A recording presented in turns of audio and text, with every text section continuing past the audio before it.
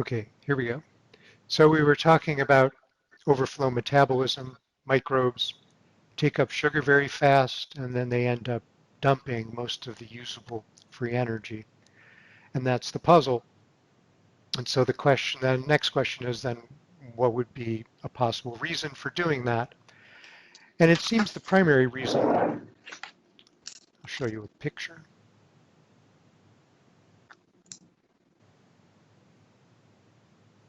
Primary reason is basically that there's a trade-off between rate and yield.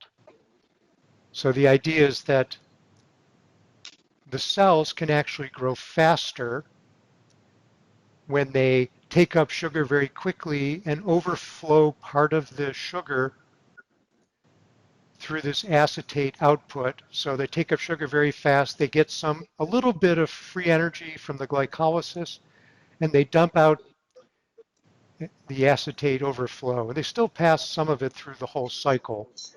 And so this is just the idea is that, it's like taking one little bite of each apple, the easiest bite, and then throwing the apple away. If you're in a real hurry, that possibly would give you a faster rate of getting through um, actually acquiring energy or acquiring your apple or whatever food you're after, even though it's very wasteful.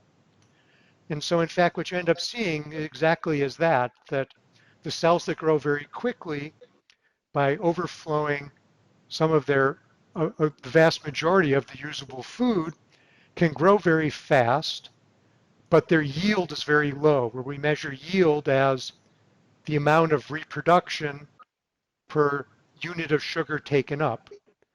So if the organisms just take a little bit of the easiest to get energy out of each sugar molecule, they can grow faster, but they will in the end get less yield. And so this rate versus yield trade-off seems to be fundamental in determining this overflow property. And this rate versus yield trade-off is very interesting because it connects up to many things. Basically, growing fast, let me have a look here.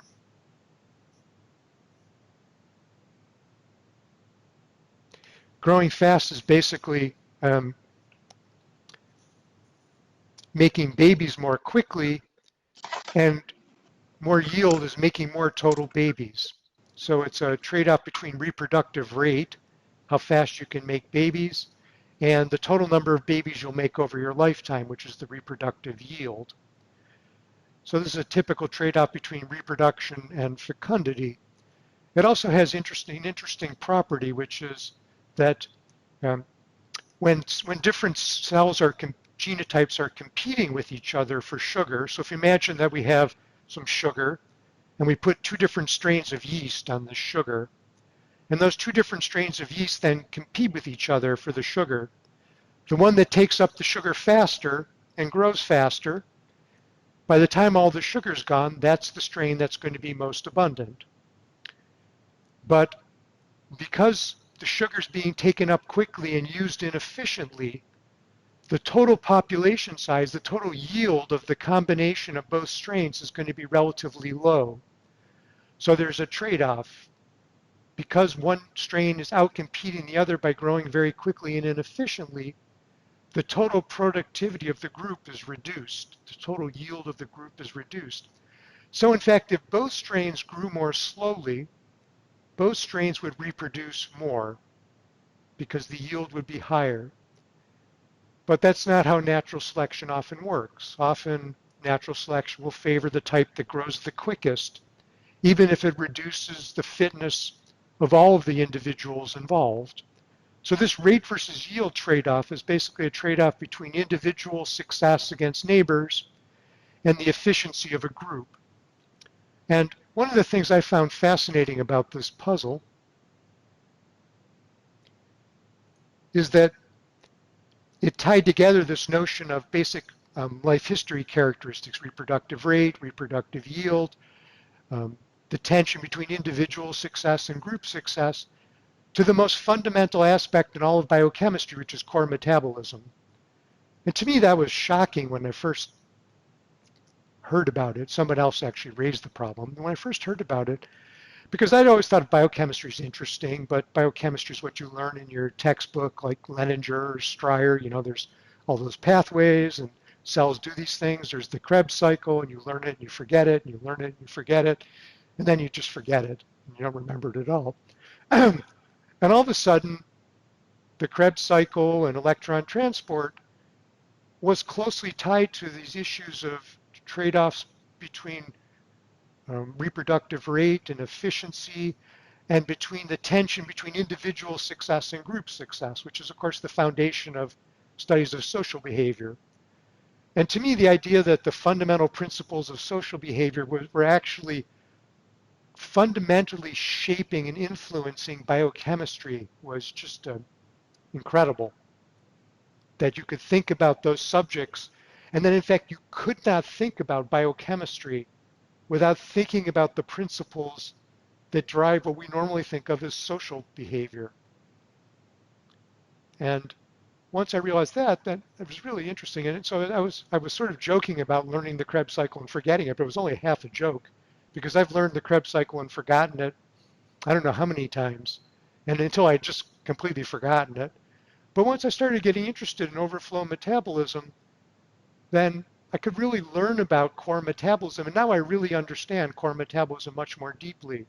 In some ways, quite quite deeply, and I won't forget it because I now can tie the different pieces of core metabolism to questions about why the organisms might vary in their design. So to me, this is one of the great puzzles in modern biology. What could be more important than core metabolism, something that all organisms share and do in a common way?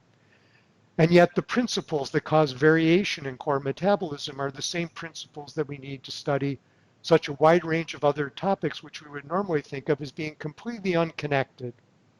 So that's always a sign of a great puzzle.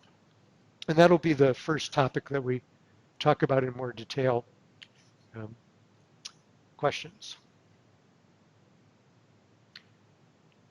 Okay, today's a broad overview, so we're just kind of running through some things, so it's okay. When we go through the details, then I think that'll be time when there's situations where we're actually trying to be connecting the pieces more clearly rather than just telling you what I think, just sort of what I'm doing today. So our next topic is biased sex ratios. I had a quick question. Yeah. Are these cells like the rate or the trade-offs? Is that for eukaryotes and prokaryotes, or is it for both? Does it matter? Well, primarily I was talking about prokaryotes, but in fact, um, well, yeast do it, right? So so microbes, okay, yeast are eukaryotic. So it isn't prokaryote versus eukaryote, it's single-celled versus multicelled. But interestingly, multicellular organisms, there's a phenomenon in cancer known as the Warburg effect. It's actually a very famous phenomenon that cancer cells typically, not typically, but not infrequently, cancer cells will switch to an overflow metabolism. And that's you won't see it called that in cancer research. It's called the Warburg effect because Warburg discovered it. But it's actually very important for understanding cancer physiology of tumors um, for a wide variety of reasons in cancer.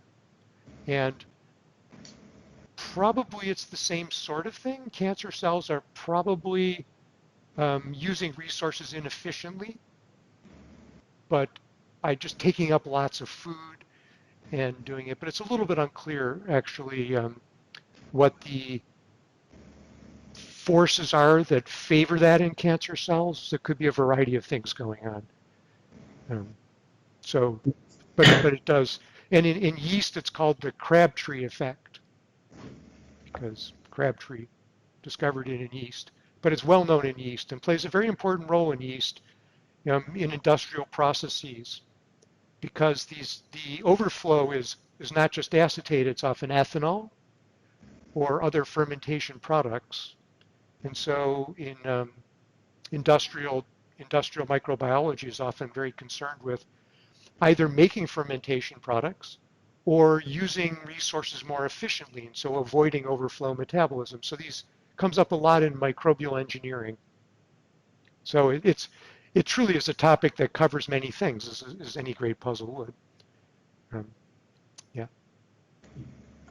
Does the Crabtree effect only take place when there's lots of nutrients around, or do they do the microbes adapt their behavior for when there's less resource availability? Typically, yes. Typically, in microbes, overflow is typically associated with excess resources, or at least situations where faster growth is favored. There are situations where faster growth is favored not because there's excess resources, but because competition is increased. So if a strain, this is less talked about, but it could be so. If a strain um, mutates and starts growing in an overflow manner with the same resource base, it will outcompete its neighbors because it will grow faster. Everybody will do worse. So success against neighbors increases, but the total success may go up or down for that particular strain because it may end up having a lower yield. And then what matters is competition primarily against neighbors, or is competition also against more distant groups through dispersal? So then you need to think about the demography in order to place it. This is another great thing about the subject. It forces you to think about core metabolism in terms of the fundamental principles of demography. You cannot understand the forces that shape overflow metabolism unless you begin to think about the degree to which competition is happening locally versus globally. And there's always going to be some of both. Okay. So it ties into the deepest principles of ecological and demographic structure, which is always going to be the case when you're thinking about why organisms do what they do. So to me, this is why it's the puzzle. I call it the puzzle that keeps giving. The more questions you ask, the answer is almost always yes, because it's core metabolism. It's really, it's the biggest. If you had to pick one trait that was the most important trait in biology, it would be core metabolism. And yet all of those different factors um, come to bear on it. And so it ties the most mechanistic aspects of biochemistry to the most abstract notions of populations are tied together through this puzzle. But we'll talk about it a bit more. But unfortunately, in this class, we're going to have a terrible trade-off between depth and breadth. We could talk about core metabolism for the entire quarter and still be getting started. Um, so we're going to have to deal with that. And I don't have a fixed determination to do it one way or the other. We'll see how the questions go. Um, but there's a trade-off because the other topics are good too. So if there's no more questions, we'll go on to the next topic, which is about biased sex ratios. And this topic might seem about as far from core metabolism as we can get, but my claim here is going to be that it is very closely associated with this notion of overflow. And so here's the puzzle. And this was first pointed out by Bill Hamilton in 1967 in a very famous paper called Extraordinary Sex Ratios. And what Hamilton noticed was that, so somebody's got to mute their microphone. Okay, thank you. What Hamilton noted was that in many small wasps, especially wasps that are parasitic, um, if you look at them and you look at the sex ratios they produce often a very biased sex ratio with very few males and mostly daughters. And he noticed that this tended to occur in a certain kind of natural history. And that is in particular, I'll give you an example of a natural history, but they're all more or less the same. The example would be with figs. So we imagine these wasps are tiny. A little tiny wasp gets inside of a fig and it lays its eggs. A female lays her eggs inside this fig, and the fig's enclosed, and so she puts her eggs in there. And then a little while later, maybe about 28 days later, the babies come out as adults, and the males and females inside the fig mate with each other, and then the mated females get out of the fig and fly off and find another fig and do it again. So that's the life history. And inside of a fig, there can be one mother, so then all of the matings are between brother and sister. Or there might be 2 or 3 or 4 mothers, in which case some of the matings are between brothers and sisters, and some of the matings are outcrossings. And what Hamilton noticed is that when you have these inbred structures with local mating, that is, the mating happens right around where the offspring come out, um, and then the females tend to fly off and find a new place to lay their eggs, that you often find these very biased sex ratios. Okay, so it's a puzzle. This is a puzzle because these are just facts. When wasps lay eggs in a place where the babies come out and mating is local, and then the mated females fly off to find a new patch, we find very biased sex ratios.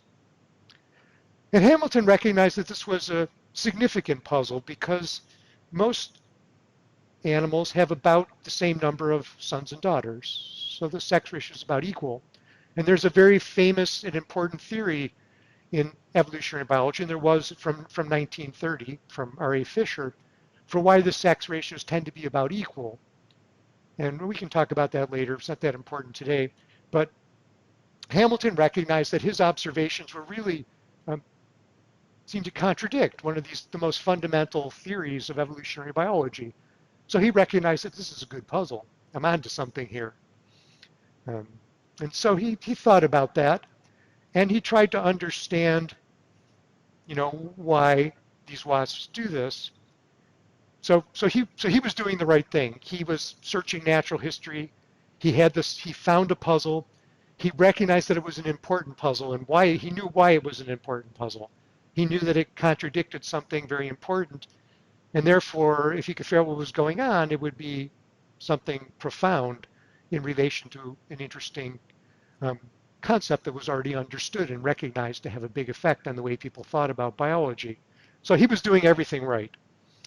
And this is also a great puzzle. And so basically, the solution, very roughly speaking, is the following. Um, when we can think of, so the mating's happening locally. So you can think from a mother's point of view that making sons is like increasing reproductive rate because sons mate with the available females. So if you increase the number of sons you make, you increase the number of matings that your children get.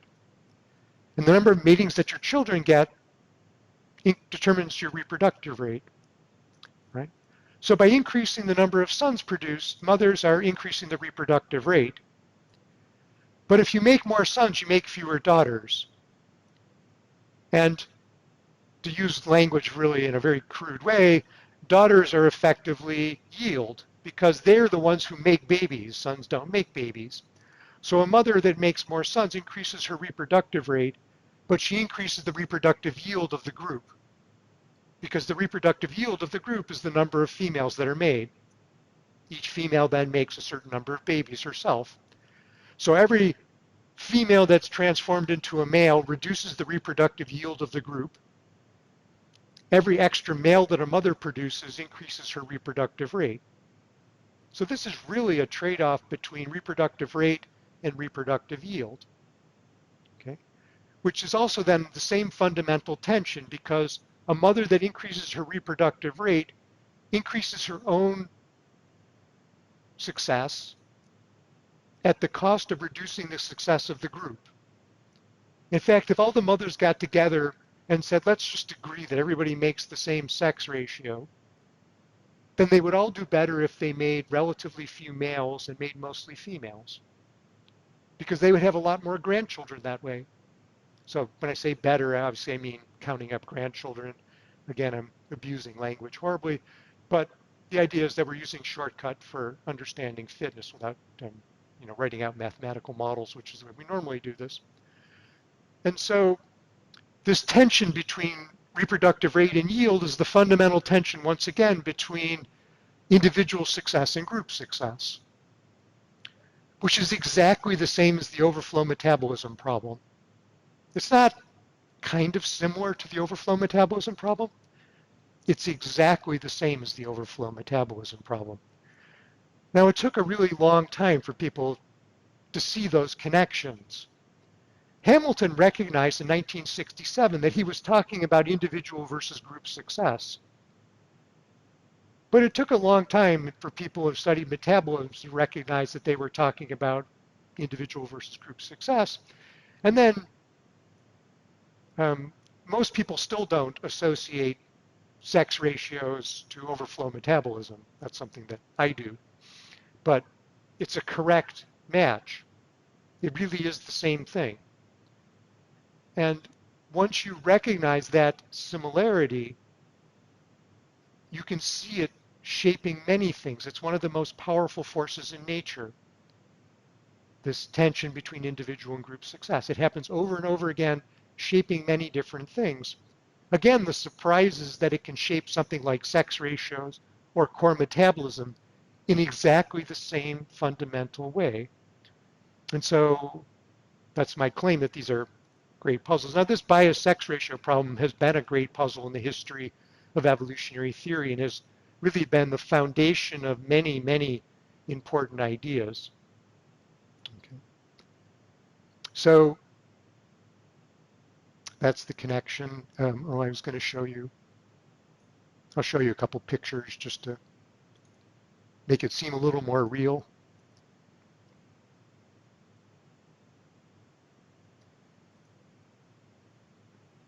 So let's see.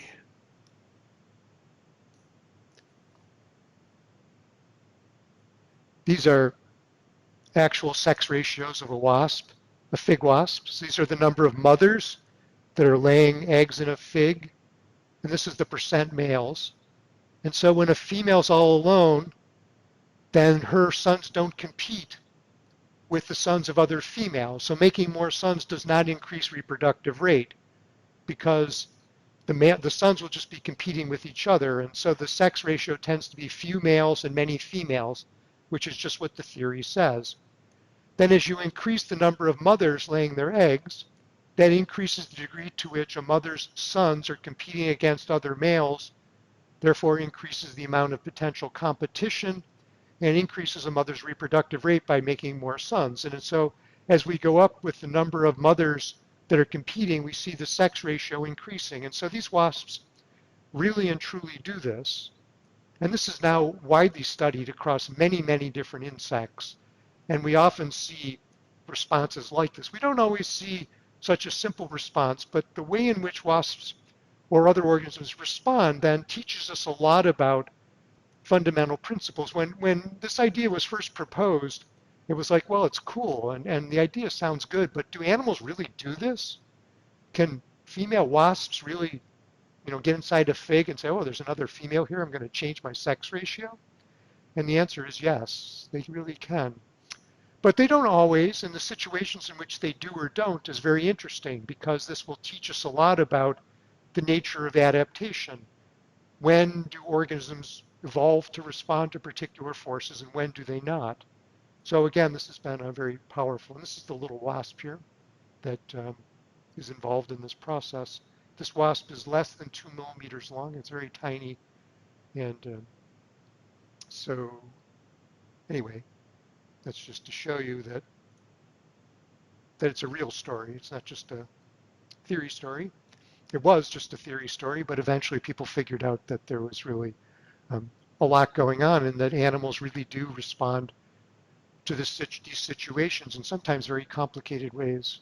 And sometimes they don't respond, which is just as interesting because that's a puzzle. And the question is why, under certain circumstances, are the animals not responding in the same way that other animals do? So this has been a puzzle that's really taught us a huge amount about natural history. Okay?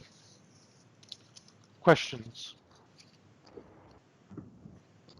How many children do they have?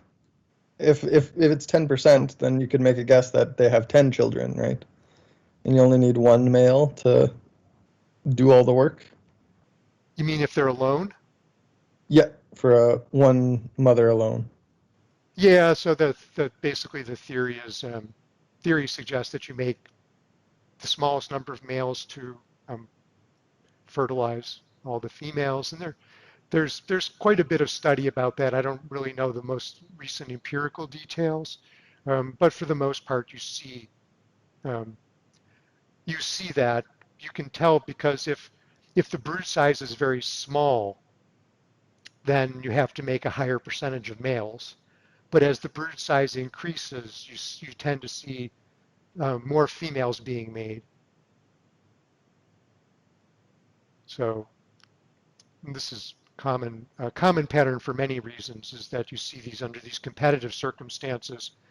In fact, there's a theory that I call the constant male hypothesis, which is that if you look at an individual female in a group, she tends to make about the same number of males, no matter how many babies she makes. But if she makes more and more babies after she makes her initial males, she will make more and more females. And you get that quickly, very quickly you get that because the marginal returns on making males diminishes. The more males you make, you don't get a linear increase in the number of matings. So you get a diminishing return on male reproduction, but you get a linear return on female reproduction. And so basically what's the marginal value notions are that you equalize the marginal returns. So the marginal returns are higher on males up to a point, and then the marginal returns are higher on females after that point. And there's some evidence for this constant male notion. I haven't, again, followed the literature, recent literature, but there's some evidence for that as well, which is, again, a really fine-tuning of reproductive strategies in relation to these very simple theories. I mean, to me, it's always amazing. I see your hand up, Jessica, so I'll ask you next. Yeah. To me, it's always amazing because, you can make these theories and you're like, okay, but do animals really do this? And the answer is sometimes, not always. And so, one of the great puzzles, I think, is when, and when they don't, why? What are the limits to adaptation? But when people first made these theories, the first thought was, well, that's nice math, but animals aren't going to do that. These tiny wasps aren't going to be doing that. And I think a lot of people thought that in the 1960s and 70s, that these ideas were just, great ideas, but that you're not going to expect animals to be really doing all of these refined things. But to me, it wasn't surprising because I was I'm an adaptationist at heart. But still, the degree to which animals are acquiring information and making adjustments, and microbes as well, is pretty spectacular. So, Jessica. Thanks. So of course these aren't like conscious decisions that the animals are making. Do we know much about like the causal mechanisms? Is it like hormonal changes in them when they're in an environment where there's, more mothers around or something? Or do we know how exactly that happens? I don't. Whether somebody does, I'm not sure. One example, though, I can think of is that in honeybees, this isn't exactly the same problem, but honeybees will lay sons or daughters in different sized cells in a honeycomb. And what they do is they stand over the honeycomb. You probably can't see my hands. There we go. They stand over the honeycomb, and when the honeycomb is small and they put their back legs down, and the back legs are close together, then I think they make a male because the males are smaller than the females. And then when their legs spread out a little bit more, they make a female. I think that's true. I mean, it's been 20 years since I've looked that literature up, but that kind of a thing. Now, how they're wired so I have to say that in bees and wasps, an unfertilized egg is a male and a fertilized egg is a female. So what the mothers are doing is fertilizing or not fertilizing the egg.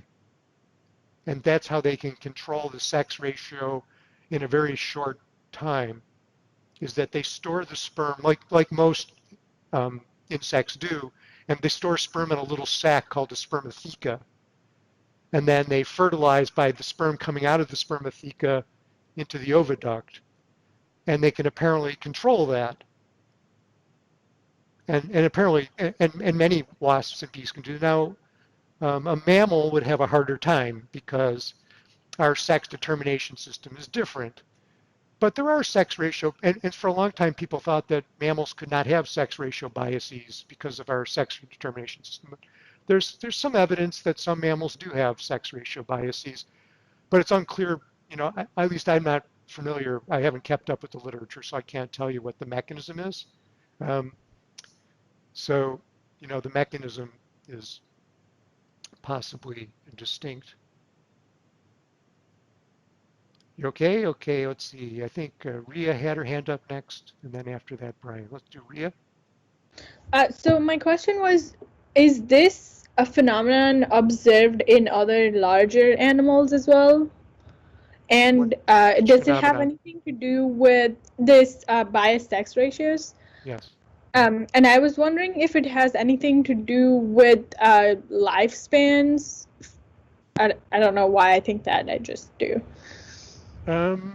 Well, there are sex ratio biases in birds and in some mammals and in many organisms.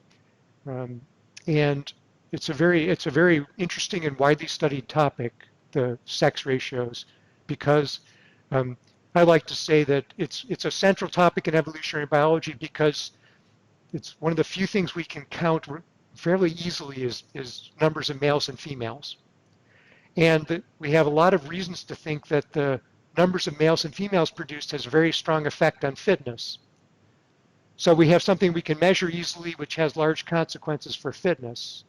So if we know how to think about nature, then we should be successful in our studies of sex ratios. And if we can't do it for sex ratios, we probably can't do it for anything. So there's a big literature. So the answer is that there are biases in birds, there are some biases in mammals, but everything is always a balance between constraint and forces of natural selection. So the sex determining mechanism in mammals constrains how the sex ratio can be biased, whereas the sex determining mechanism in wasps is very different.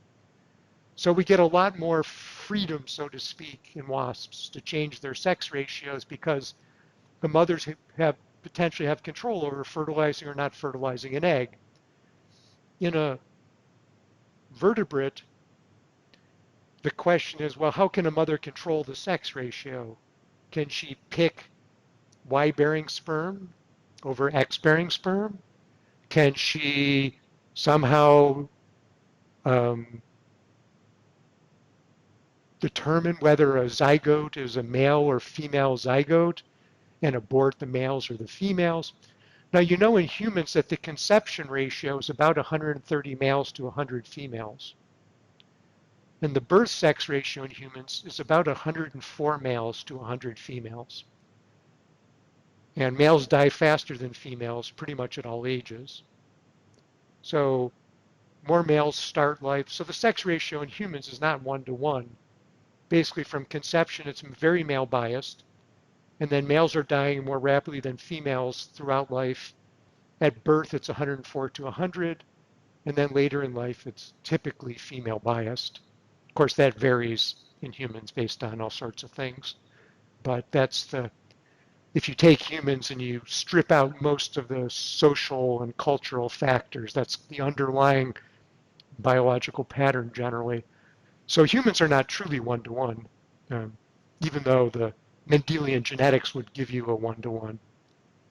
But so there's a lot of stories there, but there's some great books. There's a book by Stuart West called Sex Allocation. That's an excellent book to get an overview of this. It's really great. But a lot of the work is on plants as well, which is equally, if not more fascinating in terms of allocation to pollen and ovules, seeds and, pollen and that sort of thing. It's extensive work done on plants as well. Brian's up next.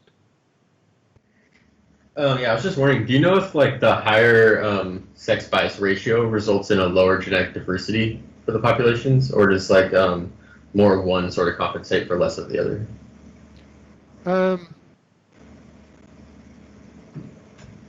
Yeah, the sex ratio itself would have some effect. The inbreeding has a more profound effect in the wasps.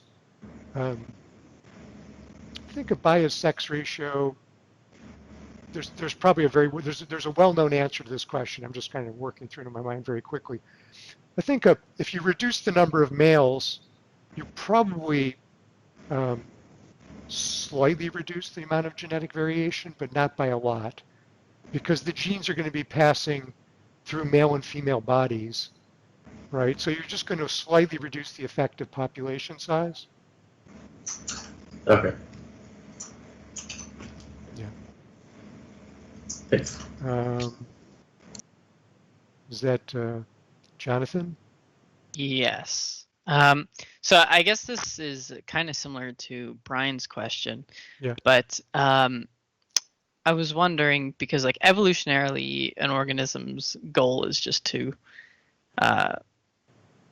continue on with their genetic information, right? And pass it on. So why is it, I guess, so important that you have your sons outcompeting others? Because as long as you have daughters, you're still guaranteeing some passage of your genetic information, right? Because if you look around you at the world, just look out the window, what you see are those organisms that had more babies than other organisms. So patterns of nature are dominated by those traits which reproduce at a higher rate. That's the fundamental principle that determines what we see. Imagine that something reproduces more slowly and something reproduces more quickly. How long will it be before the thing that reproduces more slowly is no longer present? We won't see it because it's gone, because the other entity reproduced more quickly, and that's what we see. So biology is not about passing genes, it's about passing genes faster. Not because passing genes faster is some sort of intrinsic good, but just because passing genes faster will determine what we see.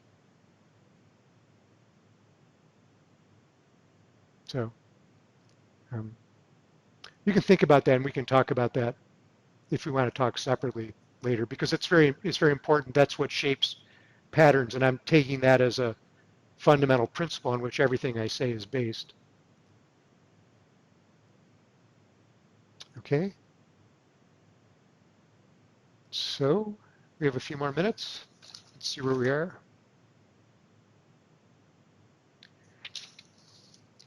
So then we have a variety of other puzzles that we'll talk about in the rest of class if we have time. We'll get to them.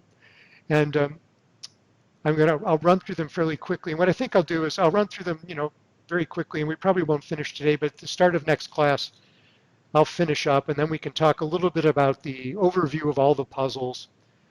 And then when we're finished with that at some point, we don't have to finish in any particular time, but you can think about it. And I believe that some of you are assigned to bring questions for next class, so we'll get some discussion going. And then we'll talk about overflow metabolism in more detail. So we'll come back to all these topics again. Remember today, the goal is just to give you a sense of, this idea of puzzles is kind of vague, trying to make it seem more real to you. So remember, the sex ratio puzzle came because Hamilton, he was the guy who liked to go outside and look in the woods and dig around, and he dug around a lot, and he liked to collect weird little insects. And after a while, he noticed that these wasps had these bizarre sex ratios, and so that was a puzzle. And a huge amount of what we understand about evolutionary theory actually derived from that puzzle. And so that was the goal. And so, of course, we all want to be the next Bill Hamilton who digs around in our research and figures out what the great puzzle is. So that's part of what we're doing here is trying to train ourselves up a little bit so that we can apply the same thinking to the world around us. It's a lot harder to do for the world around us than it is to talk about history. But Amber, did you want to ask a question? Or is your... Yeah, it's kind of a general question about puzzles. So from what you're saying, it sounds like a lot of puzzles come up just like through observation, like being a naturalist maybe. At least maybe in ecology. I'm an ecology person, so that's what I'm thinking about. But Yeah. I guess my question is, I mean, I think there's probably a million different ways to go through it, but how does one just like come upon the solution? Do they like work with a team? Do they just like, I don't know, like do they narrow down different avenues?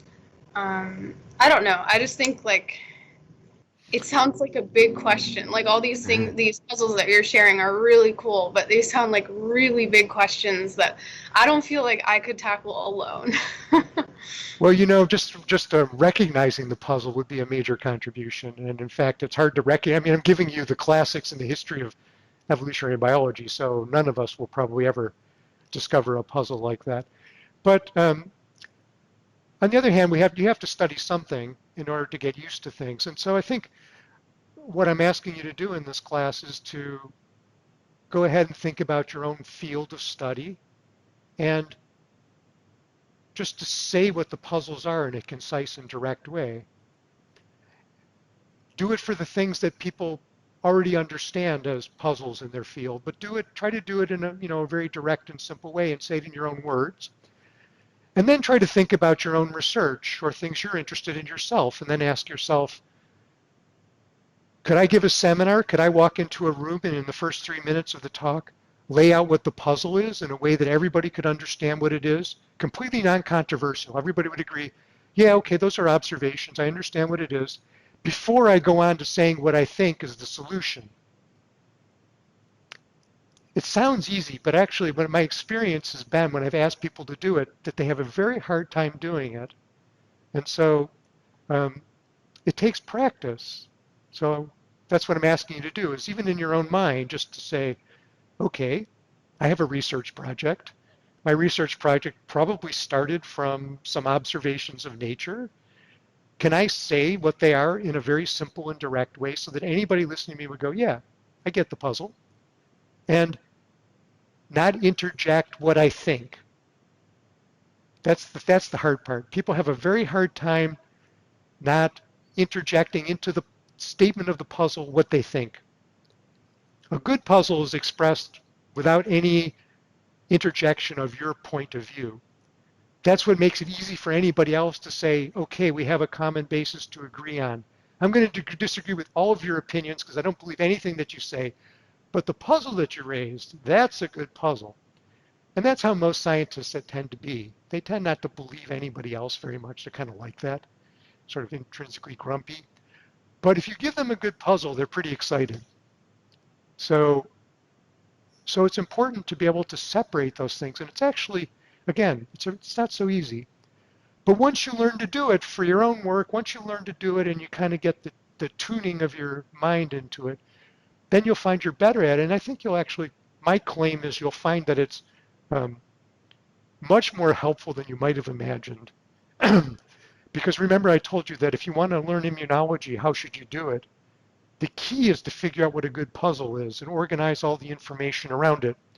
If you want to learn core metabolism, how should you do it? You'll never learn core metabolism by opening up your biochemistry textbook. You're just never going to, you won't remember it. It'll never happen. In spite of the fact that, every year across the world, that's how we teach every student. They'll never remember it. If we gave them a puzzle to solve, they would probably all remember something. That's my personal view. Thank you. That's really, yeah. Yeah, that helps. Thank you. I was just like, I guess I'm just like, I guess like in all the scenarios that you explained, I'm like, how did this person like go about it? What was their path? But it sounds like there's just not one right path, right? And just having the question is enough, like from what you're saying, right? Because people. Yeah, I mean, most of the time they weren't looking for puzzles. Overflow metabolism was discovered because people were growing microbes, and it was like, why are those microbes excreting all that food? That's weird. And then other people saw it, and Bill Hamilton, he liked to collect insects just because he liked to do it. He grew up in the woods, and he's kind of one of those guys who like to, pick up insects off the ground and see what they are. And he was just looking, and he was just like, oh, that's weird. But he was His mind was trained. He knew that it was weird and important. That's what I'm trying to say. He saw lots of things that were weird, because if you pick up insects and you look at them, you see lots of weird things. But he knew that that was a good puzzle. That's why he became one of the most famous biologists of his era and beyond, because he could tell the difference between, oh, that's weird, and oh, that's one of the great puzzles in the history of biology looking at me. Now you're asking me the question, how do I learn to do that? Yeah, okay. Thank you. Well, you learn to do it. You learn to do it by asking yourself by constantly saying, that's a puzzle, is it important? And realizing that the answer is usually no, but at least know why. Yeah. Can So I put in my 2 cents? please. So something that I've kind of observed that is really useful is talking about your puzzle at conferences during the little like coffee breaks and so on and so forth. Yeah. Because just from all the different like trainings that people have and their backgrounds, when you propose your puzzle to them, they might see it in a completely different way and just go, oh, have you tried this? Have you thought about it in this way? And it's a really good like jumping off point. Yeah, no, I agree. And a lot of times, you can pose your puzzle, and to you, it's just like, oh, it's so obviously this is key. And most people look at you like, what are you talking about? That's my experience. But yeah, right. But I think you have to also become good at explaining why it's a key puzzle, which means you have to be constantly struggling with yourself. And basically, um, it takes years to become good at it. But start now. Today is always the best day to start. So you practice by looking at things and trying to do them. Anyway, I think time has passed. So we'll pick up and we'll go through quickly some other puzzles that we'll talk about in the class just to sum things up, give you an overview of things, and then we'll move on to overflow metabolism. And um, I'm not really assigning readings and things, and actually because this is the first time through the class, my notes online are pretty sketchy. So what I'm going to recommend you do is check my notes in the OneNote for each topic and look at them. And sometimes there'll be readings and sometimes there won't. But basically everybody's so different that it's hard for me to tell you, oh, just read this. Because what's a good reading for one person is not a good reading for another person. So I think you just need to search around a little bit and find what works for you. The topic is usually expressed clearly enough that you have some idea what it is. And so just try that. And you can always write to me if you have or talk to me if you have particular interest and really do want to read some more and think that maybe you're not finding what's helping you. But it helps. I think it helps a lot if you at least give some thought to the topics before you come to class, because we're covering lots of different ground in lots of different fields, and your mind just needs to be a little bit warmed up to get these things. You'll get more out of it. And I forgot all about the business, which is typical of me, which is why I write such extensive notes. So I tell you just to read the notes. But you do know that I did assign a few people to come to class next time and bring questions, and some other people to come to class and do a little bit of extra preparation. And the idea there is that I like to have discussion about the previous class period at the start of every class period, because then otherwise you just tend to forget it. We talked about one thing and it's gone. So next class we'll start by talking about today's class, and that forces you to think a little bit about the material from the previous class and sort of chew it over a little bit, and then we can, you'll think of new questions and so on. We'll talk a little bit about that, and I'll tend to do that all the time. And then I like to have a few people who have done a little bit of extra preparation, because then those people will be bound to ask more insightful questions. They'll be a little bit more ready to connect up the things we've talked about to things that they find interesting or are having trouble understanding, or their own insights from their own work. So we'll do that, I think. But this is good. You've asked a lot of questions. one thing I would say, if you raise your hand and I don't call on you, it's just because the way my computer's set up, I don't automatically see it. So you can always turn on your mic and interrupt. If I'm in the middle of something, I'll say, okay, I heard you, and I'll come back to you in a minute. So if your hand's up and I'm not calling on you, it's not because I'm intentionally ignoring you. It's just because I'm trying to stare into my camera, because otherwise it doesn't look good when I'm sort of like looking over here, looking over there. So I'm trying to train myself to be an online teacher. So the time's up, so you're welcome to leave. If you want to stay for a minute or two, I'll stay here, and if you have more questions, you can ask me either about the class or about the material we're covering or whatever. But if you want to go, then see you next time.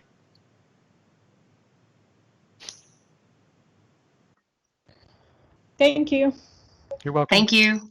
You're welcome. Thank you. Hi, Steve. Can I ask you a question? Of course. So regarding the extra prep, is that mostly reading like those links that you put in each section?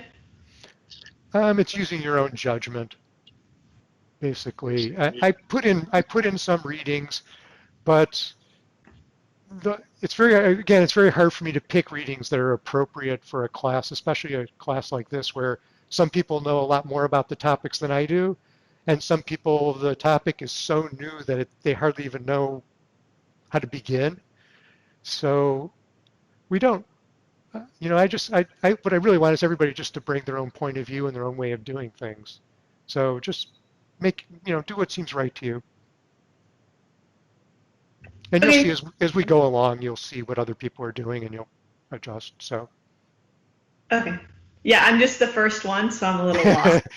Yeah, somebody has to be first. Yeah. Okay. Thank you so much, Steve. You're welcome. Bye.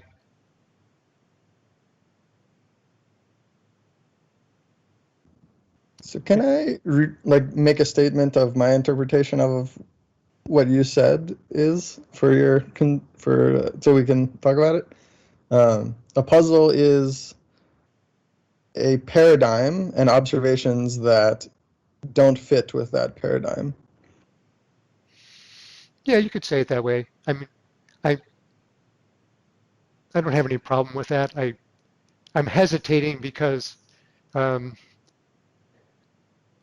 word paradigm is complicated and will mean different things to different people and raises a lot of formal associations, which I think are probably correct, but I want to say that it's something that you could describe this to somebody who never heard the word paradigm before and they would know what you were talking about. So that's why I'm hesitating. But yes. Gotcha. But I would like to be able to say it in a way that you could tell your cousin who has never heard who quit school after the 4th grade, they would still know what you were talking about. Right. So the first part seems hard to me. If you're going to go tell somebody a puzzle, stating the paradigm that you're starting in is like, I've almost never walked into a room and thought I could state like the paradigm of my field in a way that's not controversial. You don't have to state the paradigm. I mean, you work on cellular biology and your cells do various weird things, right? So tell me some weird things that your cells do that I would, as soon as you tell me, I would go, oh, cells do that. That's pretty cool. And I would certainly wonder why. And then so you don't want to lead with the paradigm. That's a killer because people don't agree on the paradigm. Right. So you're sunk before you start. You want to lead by telling them cells do this and cells do that, and when you manipulate cells in this way, they respond in that way, and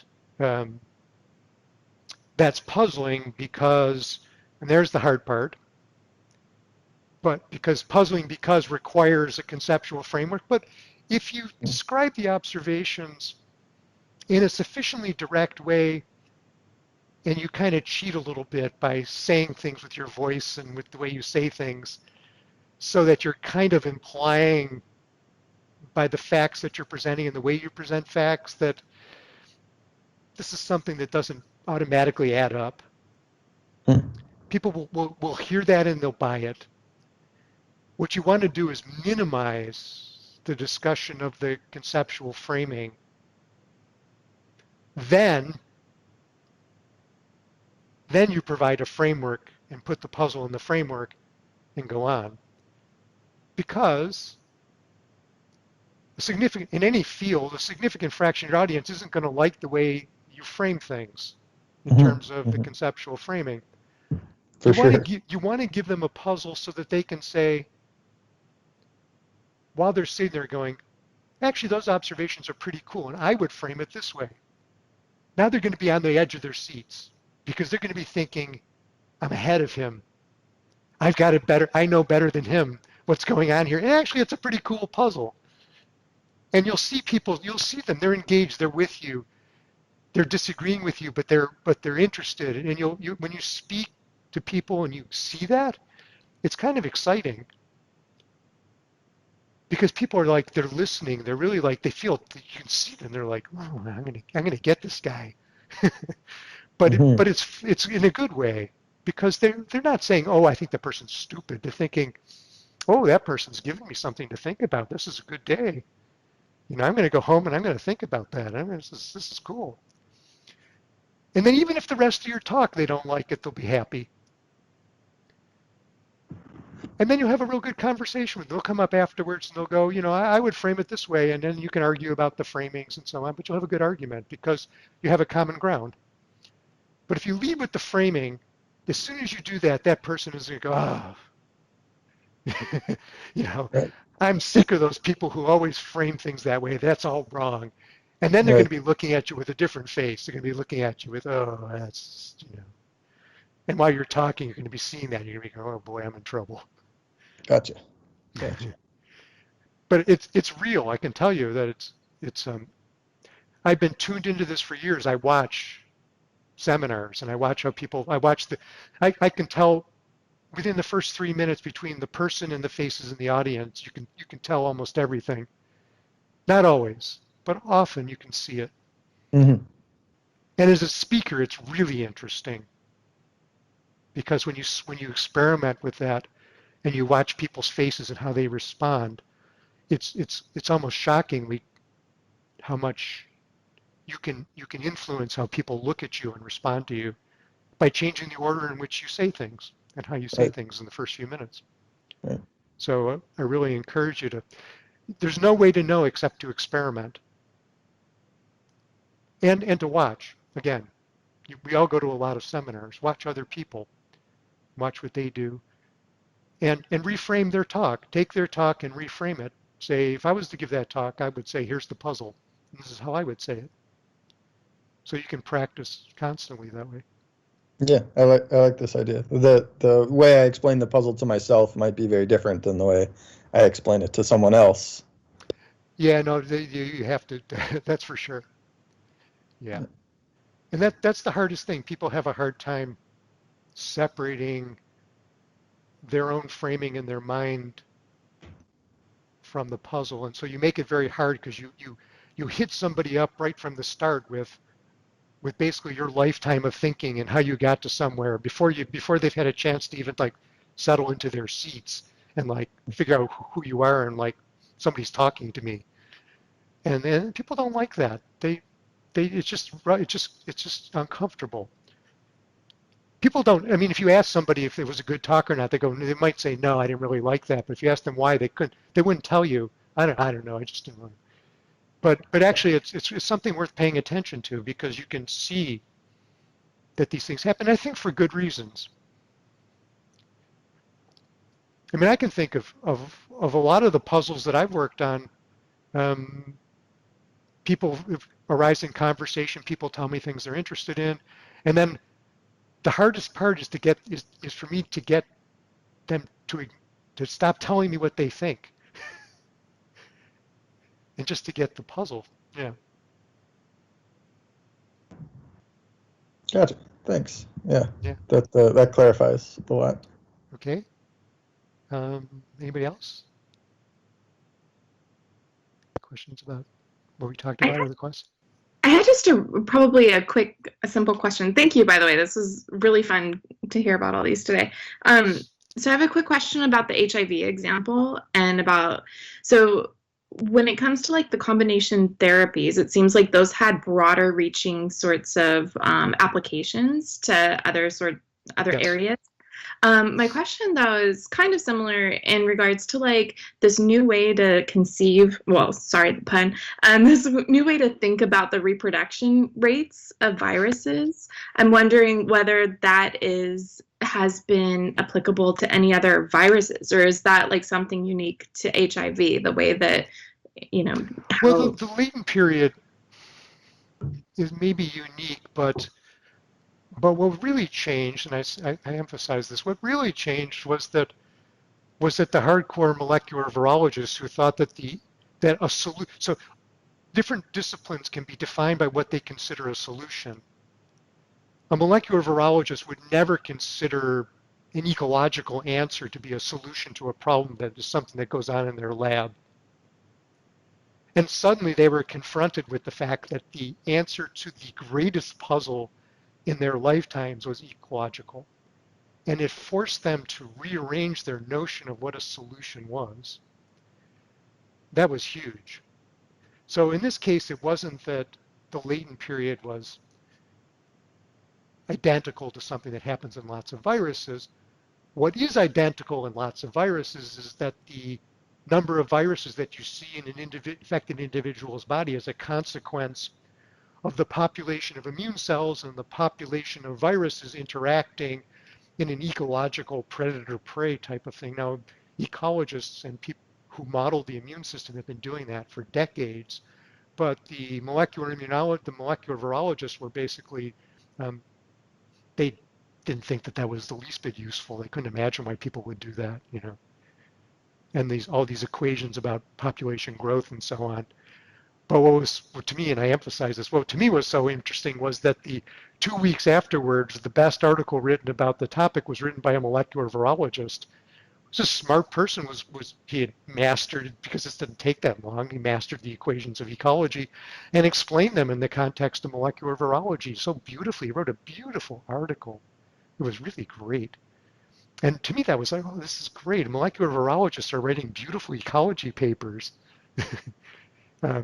So I think that the connection was very deep. It wasn't a match to latent period. It was a match to the nature of a solution and the sort of the current sociology of science. It really sort of brought up a real tension that still exists. There's still a real distinction between what's an explanation. We see this a lot I see this a lot in cancer research because I worked on cancer for a long time, and what does a cancer biologist consider an explanation versus what I consider an explanation? Or are you the philosopher who's interested in causation? Yeah. Yeah, exactly. So I mean, I've thought a lot about this in studying cancer, not because I studied cancer because I was interested in causation. I'm interested in causation in general, but I was studying cancer because I was interested in cancer problems. But I realized that over time that I could not work in cancer the way I wanted to unless I had a better understanding of what a causal explanation was and why what I was thinking about was so different from what everybody else was thinking about. So I ended up, we'll talk about this if we ever get to cancer, although we probably won't, given how much time we'll just sort of end up conversing. But so I'll say it very briefly. Basically,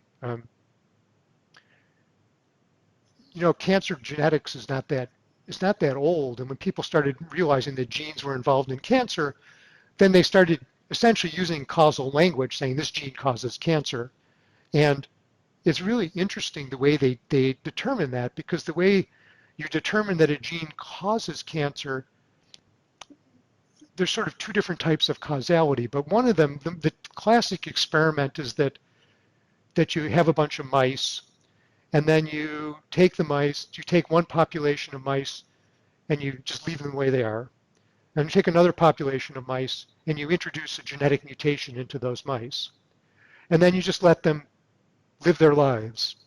And then you take data on how old they are when they get cancer.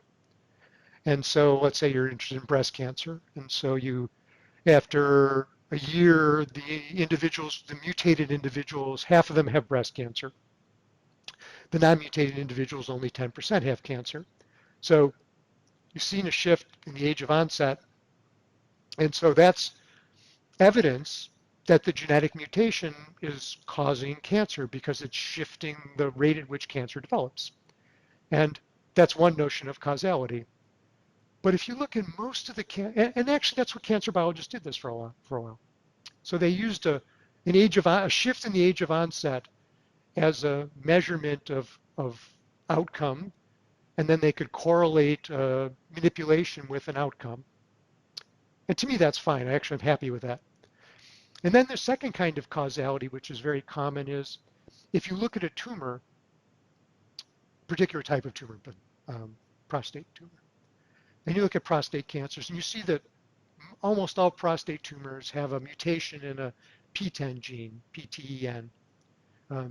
You say, okay, well, PTEN obviously has a significant causal influence on prostate cancer.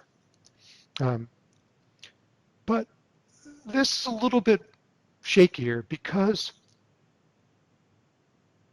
suppose that the way things work is that tumors develop up to a certain point, and up to that point, most tumors don't have this mutation. And they start to grow, but they're not very aggressive, so they're benign little growths. Everybody has some benign little growths. And then once the tumors get to a particular size, they will all develop a particular mutation in a very short time.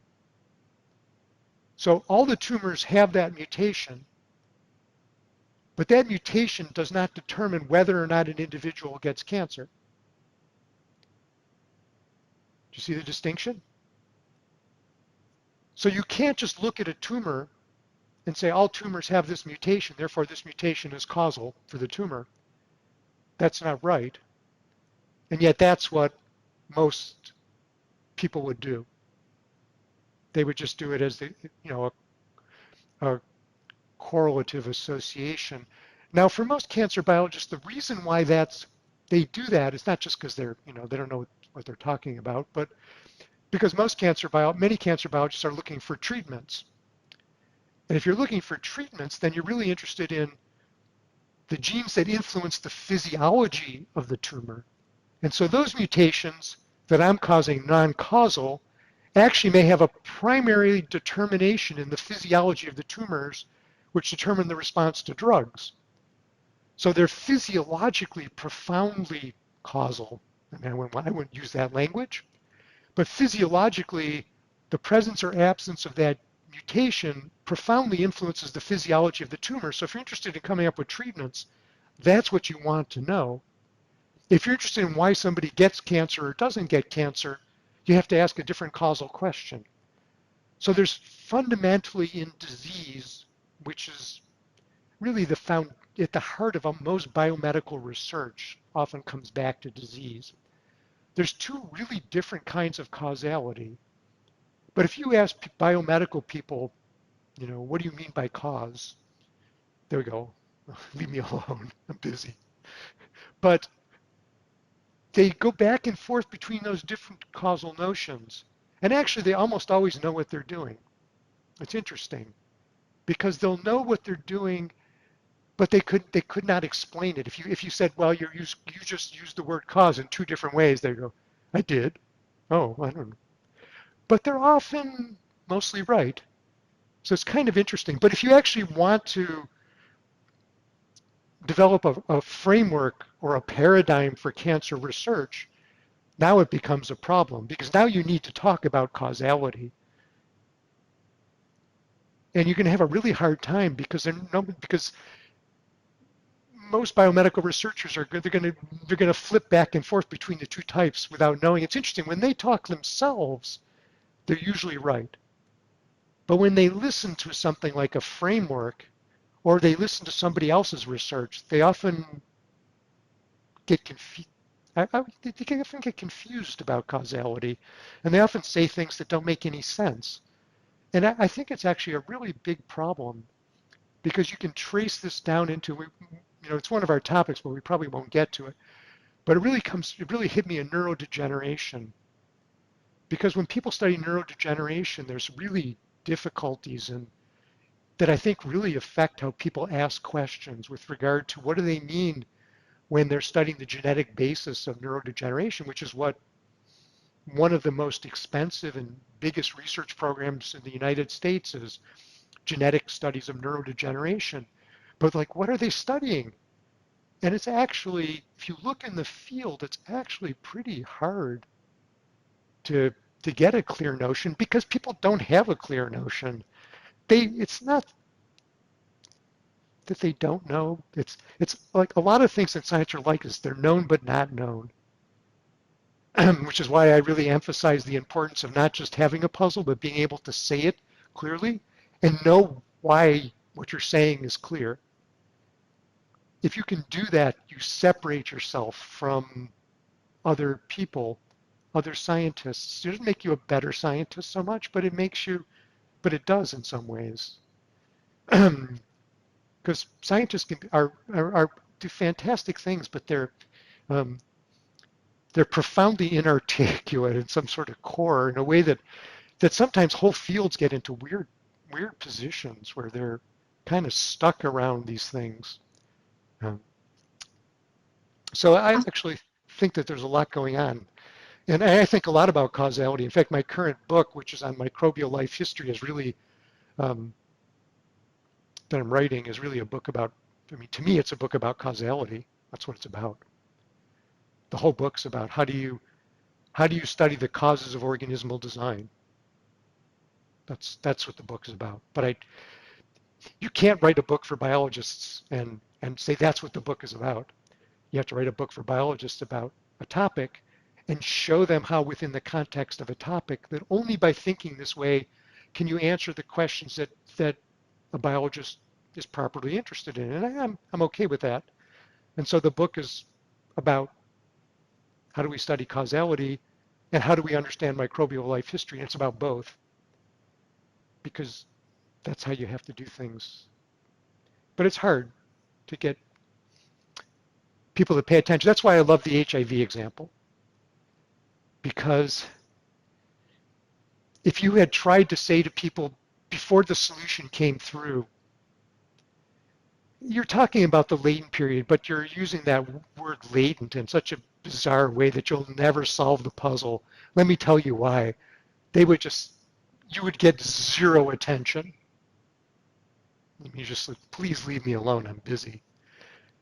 And then afterwards, the solution came and it had that property. And people changed so fast that people went from being, I don't want to hear a word about ecology, to I'm going to write a paper for Science next week about ecology. It's kind of like the proof is in the pudding, right? So like, yeah, it is. You have to show people, and that's okay, I think, because most of what people tell biologists that comes from, oh, you need to think this way or that way, doesn't really help them. So I think that they're generally right in being skeptical, but sometimes they're wrong. I think that's the case in neurodegeneration currently. I think there's a real problem there. I think it's partly true in cancer research. Cancer research is a complicated field from a philosophical and sociological point of view, but a fascinating one, really. I think it's really fascinating because a lot of really formal problems and logic and science are present in cancer research, as are a lot of sociological problems, as are a lot of just modern big data and how it affects things and so on. All these things are going on. It's really interesting to take a step back and look at things. Yeah. awesome. Thank you so much. That was really helpful. I'll see you all on Wednesday. Great. Okay. Bye.